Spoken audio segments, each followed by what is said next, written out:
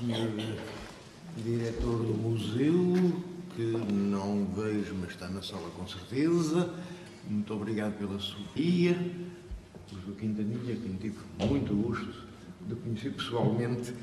e nunca esperei estar reunido numa mesa a falar da mesma coisa em relação ao nosso Machado de Castro. Minhas senhoras e meus senhores, eu proponho como título, ou subtítulo para esta minha comunicação, melhor do que aquele que está indicando, uma outra interrogativa. Aqueles que sabem, que trabalham em História, sabem que muitas vezes é melhor fazer perguntas do que responder quando se escreve nessa matéria. E a pergunta que eu tenho a fazer é: como pôde ser Machado? Como pôde ser Joaquim Machado de Castro? Nascido em Coimbra em 1731, filho de modelador ou entalhador, de quem recebeu a primeira prática do ofício, foi para aprendiz em Lisboa, cerca de 1745, mas em breve, ponto de interrogação,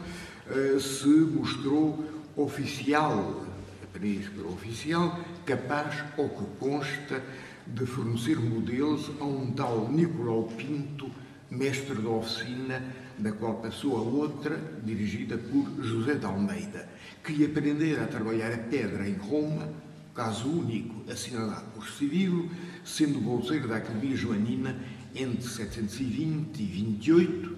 ponto de interrogação, ali aluno de Monaldi, que trabalhou para Mafra, para onde ele próprio veio antes de passar a Lisboa, pouco, ponto de interrogação, tempo depois, e onde só se lhe conhece hoje obra de madeira. Salvo erro. Em 1747, Almeida terá coexistido em Lisboa com Alessandro Giusti, discípulo de Maine, em Roma, que veio para Portugal escriturado para montar a capela de São João Batista em São Roque, certamente a contento, o que lhe valeu a encomenda de um notável busto de Dom João V, único da sua espécie em Portugal, logo em 1747. Todos o conhecemos, em Mafra e no Palácio de Belém, onde já esteve. Machado tê-lo-á conhecido nessa altura e, quando o terremoto o privou de trabalho em Lisboa, provavelmente o procurou em Mafra, para onde Justi fora, pouco antes, com bom encargo régio de dirigir os trabalhos de escultura dos retábulos em baixo relevo, que deviam substituir os painéis de pintura importados de Itália para a igreja conventual, que a umidade local estava destruindo. Integrado na vasta oficina do mestre nomeado, supostamente mais como ajudante do que como discípulo, entre os muitos que se juntaram, Machado terá trabalhado em Mafra cerca de 15 anos, sem obra que se lhe distinga. Do laboratório que continuara a grande obra joanina, ele saiu para uma grande oportunidade que em Lisboa se oferecia quase ao termo da reconstrução pombalina. Devia esta concluir-se com a ereção de uma estátua equestre consagrada ao rei, como desde 1759 estava pensado e desenhado pelo arquiteto-chefe da cidade nova, Eugênio dos Santos, e aprovado pelo Conde de Oeiras, que ia ser Marquês de Pombal, então também. Estamos em 1770. O tempo da história pombalina encurta-se. A Casa dos 24, em 66, reanimaram o projeto que tomou lugar na composição do grande retrato de Sua Excelência de Carvalho, que dois apaniguados seus encomendaram a um famoso pintor áulico de Paris, Louis Michel Van Loo, nesse mesmo ano. Temos o prazer de ver esse grande retrato, que pertence atualmente à Câmara de Oeiras, depois de ter estado na casa do Marquês de Pombal, em Oeiras também, temos o prazer de o ver nesta belíssima exposição. 4 anos depois, o sucessor de Eugênio dos Santos na direção das obras de reconstrução, sucessor não imediato, mas depois, Reinaldo Manuel, bem e verosimilmente terá recebido ordem para ativar o processo, abrindo concurso para a execução, ou, mais provavelmente, procurando quem fosse capaz da obra. Posto de parte, ab início ou já em concurso de provas, ponto de interrogação, um militar, dizem que italiano, cujo nome não se reteve, e um estrangeiro que se sabia da mesma categoria, que terá sido o maltês Andrea Imbrolo, foi escolhido o assistente de Juste em Mafra, que assim referiu os outros dois possíveis concorrentes. Foi escolhido para apresentar um esboço modelando tal e qual o desenho de 1759 de Eugênio dos Santos, ou em outra versão que constava em Mafra, era a voz corrente em Mafra, conforme Cirilo o escreveu em 23, não tendo sido o ilustre Vieira Lusitano capaz de desenhar um cavalo a contento do Marquês de Ribeiro Moro Maria Alva. Foi Machado incumbido de modelar em barro de palmimeiro o cavalo que lhe foi fornecido para o efeito e cujo nome até se sabe. E só em 8 dias de estudo, que o tempo era de urgência. Agradou o modelito, Cirilo diz, ao Marquês de Maria Alva, deu satisfação a ele, rei, e à corte que veio ver, e Reinaldo Manuel passou a encomenda, reservando-se a arquitetura do pedestal, ambos condicionados ao desenho inicial que o escultor pouco pôde alterar iconograficamente, quer na estátua propriamente dita, que só mais tarde viria a perder o leão inicial. Passou para a rotunda, como se sabe. Quer nos dois grupos laterais, que Eugênio dos Santos igualmente imaginara em termos simbólicos de fama e triunfo.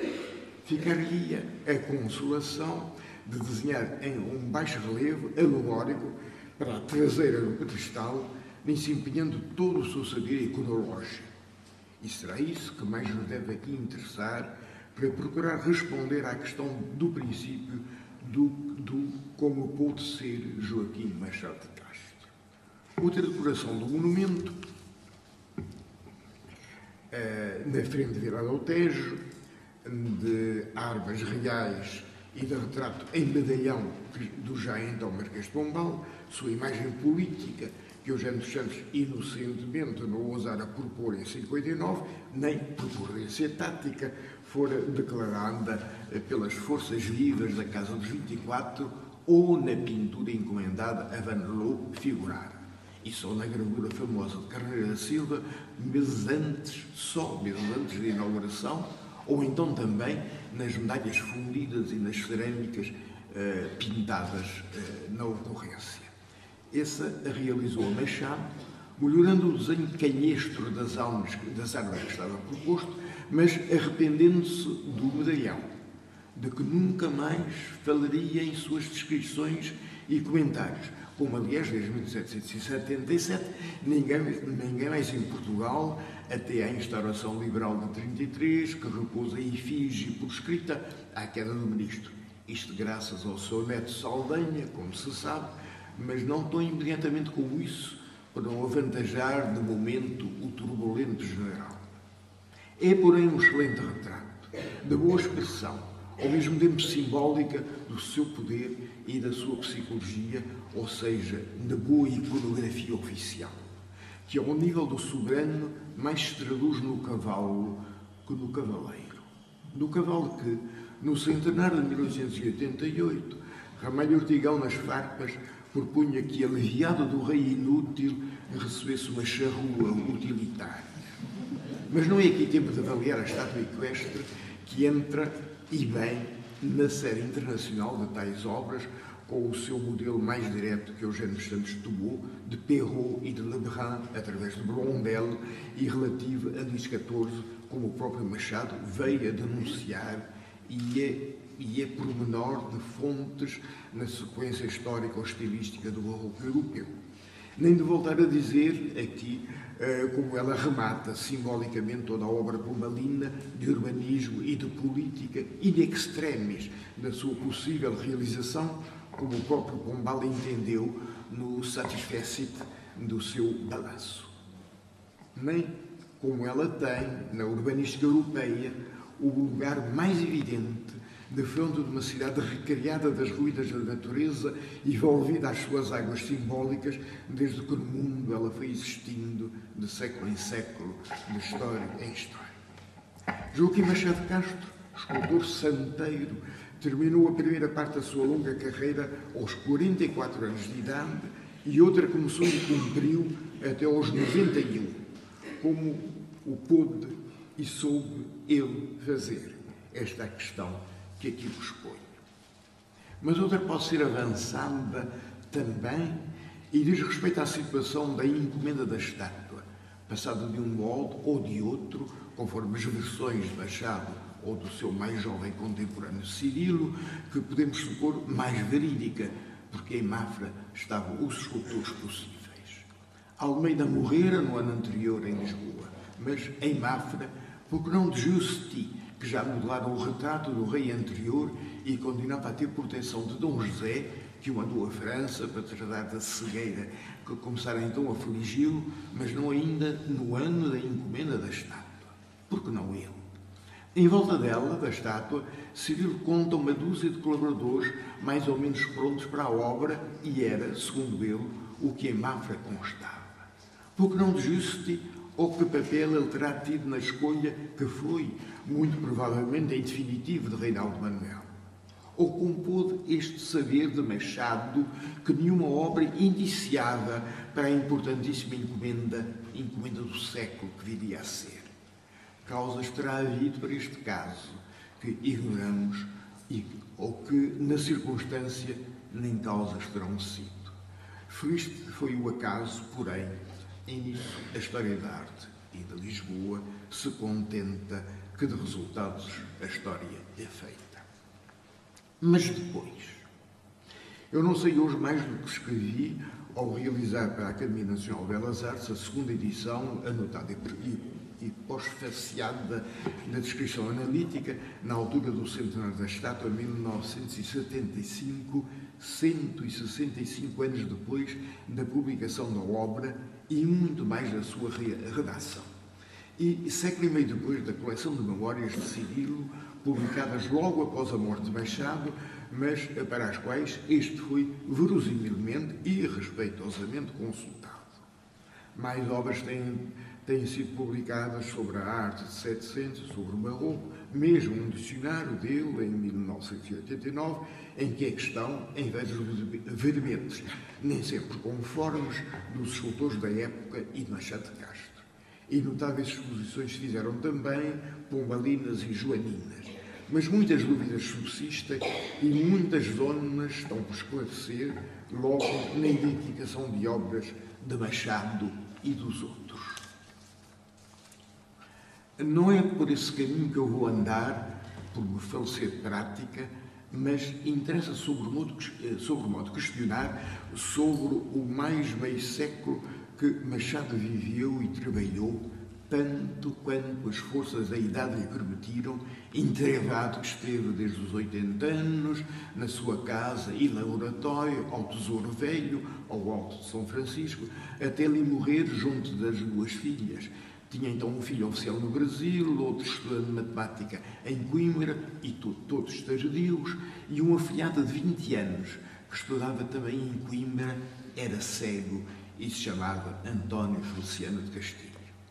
O nome deste afilhado inculcava relações culturais, filho ele de quem era, e assim podemos verosimilmente supor que Machado procurara fazer, desde que em Mafra beneficiara, jovem de 20 e alguns anos e durante perto de mais 15, da extraordinária biblioteca e dos conselhos dos frades arrábidos do convento. Isso se sabe, ou supõe biograficamente saber, lendo os seus biógrafos, já do século XX, que foram, felizmente, escultores Diogo de Macedo e Manuel Mendes. De tais leituras que, pela encomenda da estátua, se acentuaram na especialidade, encontradas ou procuradas que foram, então, afanosamente, em procura de informação aplicável, tirou Machado matéria para a longa redação da sua descrição analítica, que foi produzindo entre 1782 e 1993, mas não deixou de retocar até 1810. E para uma vasta produção que se encontra devidamente bibliografada e pelos anos fora foi editando desde 88 até 1818. Outros manuscritos ficaram para mais tarde, pelo século XX dentro, graças ao Coronel Ferreira Lima, em escritos dispersos, em 25, ou um dicionário arrazoado, vernáculo para raisonner, e filosófico de alguns termos técnicos pertencentes à bela arte da escultura. Só descoberto e editado depois, em 37. Ele é, significativamente, trabalho tardio, cujo título não consta do elenco do autor no fim da descrição analítica, em obras ainda não impressas, em 1810, em que o perdido, supõe-se perdido, poema épico-trágico em 4 cantos, Orfeida, iria para um terceiro tomo, depois do primeiro programado, com a descrição, e de um segundo projetado para reunir 8 títulos já impressos, entre os quais 3 odes, um tríduo pétrico, um elogio a 8ª rima a Francisco Vieira Lusitano, em normas das academias, de que não consta ter feito parte, eu saiba. E um texto especialmente importante para avaliar a cultura do autor, que é o discurso sobre as utilidades de desenho, recitado em 1787 na Casa Pia, onde Machado mais ou menos ensinou, e que em 1818 ele reeditou. Com muita paciência poética, tudo isto foi lido e já comentado, e não há caso para insistir aqui no seu significado, para além da generalidade que nos mantém na questão posta, de como pôde ele ser o que foi em Portugal, entre Pombal e a Viradeira, e a queda desta e a que Machado assistiu em 1820, de modo bem diferente do seu jovem contemporâneo Sequeira, aponte-se para boa localização histórica. Mas, ainda no fim do reinado joanino, o jovem Machado veio para Lisboa para 10 anos de oficina, e em Mafra foi, em ambiente joanino, que trabalhou depois, saudando pela Lisboa de Pombal, ao ir pôr-lhe a estátua terminal. E logo depois vivendo profissionalmente a conjuntura mariana, numa cidade nova, assim contrariada politicamente, embora com suas continuidades económicas asseguradas pelas genses pombalina. Mas foi então época do Sagrado Coração da Basílica da Estrela, empenho de resgate beato da rainha, como foi arquitetonicamente servido pelo último dos arquitetos de Pombal, o Reinaldo Manuel, que dera a Machado a estátua a erigir, e que, verosimilmente, o trouxe à decoração escultórica da Basílica, em que Roma imperava, tendo recuperado dos tempos joaninos a sua influência. Aí, Machado, já titular pela estátua de um raro hábito de Cristo, foi em 1782 nomeado escultor régio, e tendo modelado outra estátua pedestre que não realizou por morte do monarca, possivelmente para o Marquês de Pombal, leiloada em março de 75, hoje no Museu da Cidade, fez também uma imponente estátua de Dona Maria I, já em 1783, encomenda do Marquês de Ponte Lima para a sua quinta em Mafra, e que está na Biblioteca Nacional. Com uma pose que vai para a estatuária virtuosamente alegórica, feita para a fachada da Basílica, posta ao alto das 4 colunas destacadas que a ornam, à altura da primeira semalha, ou a geológica nos 4 nichos exteriores e nos 2 da Galileia, além do baixo relevo centrado que declarou a dedicação do monumento por voto régio. Nisso teve Machado, como sempre, e era prática necessária, de oficina, colaboração de numerosos ajudantes que lhe cumpriam o modelo de sua autoria original. O gosto e o estilo desses modelos vêm, sem evolução considerável, da formação barroca do escultor entre Almeida e Giusti e de mais ou muito mais que importará sublinhar definitivamente. Mas contra tal prática estética, Machado foi nomeado em 1802, com Sequeira e o Portuense para a pintura, diretor do programa escultórico do Palácio Real, que, enfim, se ia construir na Ajuda, em gosto e estilo oposto à Basílica, graças a dois novos arquitetos de nova formação italiana, bolonhesa, Costa e Silva e Fabri, que fizeram repentinamente pertrir o projeto que Mateus Vicente traçara, arquiteto régio que Reinaldo Manuel, então falecido, já corrigira na Basílica. Machado teve a nomeação para a Ajuda, onde, mais acertadamente, devia exercer as suas novas luzes romanas João José de Aguiar,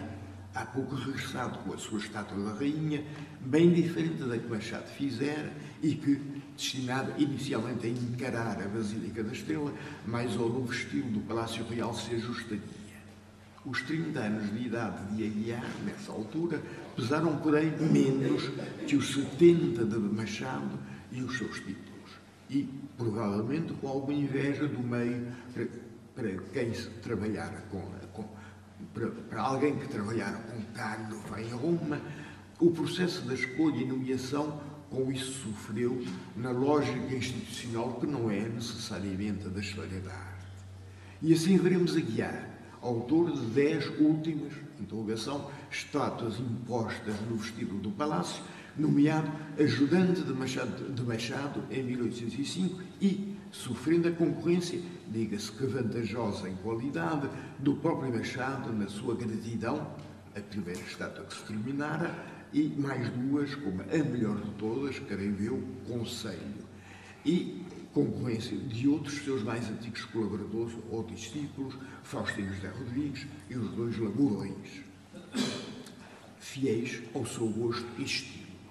Eles, na programação temática de Machado, ilustrando grandes sentimentos morais, até ao amor da pátria, podiam, na sua lógica cultural, terem a sua expressão barroca tanto quanto a neoclássica do jovem Aguiar. Nos anos seguintes, de ocupação francesa e domínio britânico, calaram-se os escultores que só iam trabalhando lentamente para a Ajuda antes de a Revolução de 1820 lhes ter parado as encomendas. E foi o pintor Sequeira, artista empenhado então nas novas instituições, que projetou em 1822 o monumento a Dom João VI, que regressara ao seu reino libertado e tornado liberal. Estátua bem diferente daquela que, em 1811, o próprio Machado ainda projetou para o Rio de Janeiro, por incumbência do ministro Dom Rodrigo de Sousa Coutinho, e cujo desenho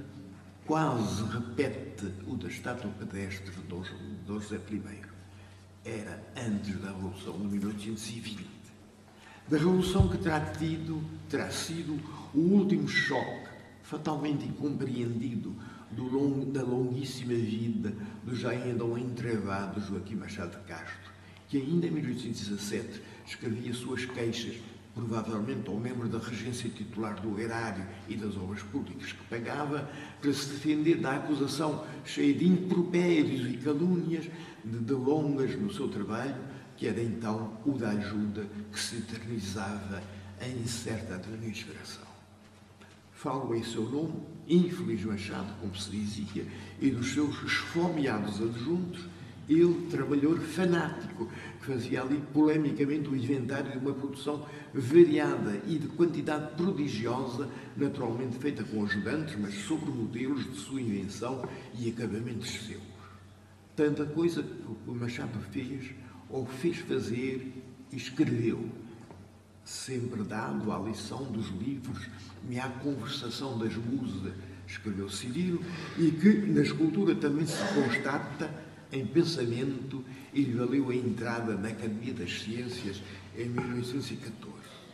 O pensamento de Machado, defensor insistente das honras que cabem às belas artes, e os portugueses ainda não lhes prestavam, veio essa preferência social dada ao fundidor da estátua na altura das recompensas, ele fica-se no princípio da natureza verdadeira mestra, sede da verdade, do belo e do útil, conforme ao gosto dos antigos gregos e romanos, no discurso sobre as utilidades do desejo. E aí consta a autoridade então considerada de Mengs na sua beleza ideal e de Cauchin na sua beleza de reunião das partes, sábio e judicioso crítico de belas artes, que era, e como de mais a mais, se sabia por de Frenois, sábio também, e que foi traduzido pela Casa do Orbe do Século nas suas proveitosas edições de cerca de 1800. O seu famigerado poema didático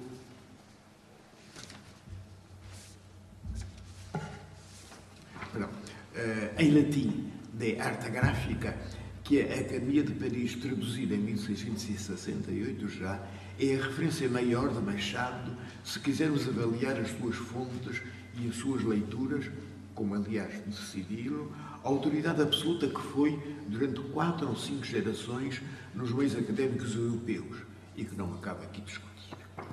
Foram as suas ideias que compuseram teoricamente e com bastante inocência que conviria um dia mostrar as do escultor Machado, mas não se transmitiu realmente a uma prática que o barroco da sua juventude de santeiro sempre marcou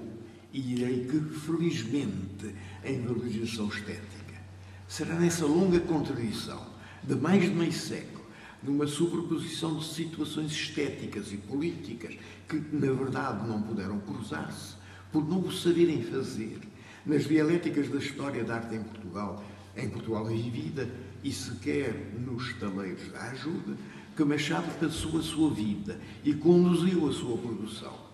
Como pôde ele ser, na grande inconsciência cultural que se foi estabelecendo na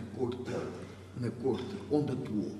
No Norte, diga-se passagem, a situação foi outra. Tal será a questão sobre a qual me permito convidar-vos a refletir aqui à sombra da sua estátua equestre. Porém, lembrando-vos os maravilhosos presépios, bem originalmente portugueses, em observação e fé, que Joaquim Machado de Castro modelou com o gosto sincero das suas mãos de santeiro, obra pastoril, como ele justamente lhe chamava, e popular, sobretudo para casas nobres e conventos, que lhe eram os clientes e encomendadores socialmente possíveis, e que Diogo Macedo e Manuel Mendes me ensinaram a preferir. Muito obrigado.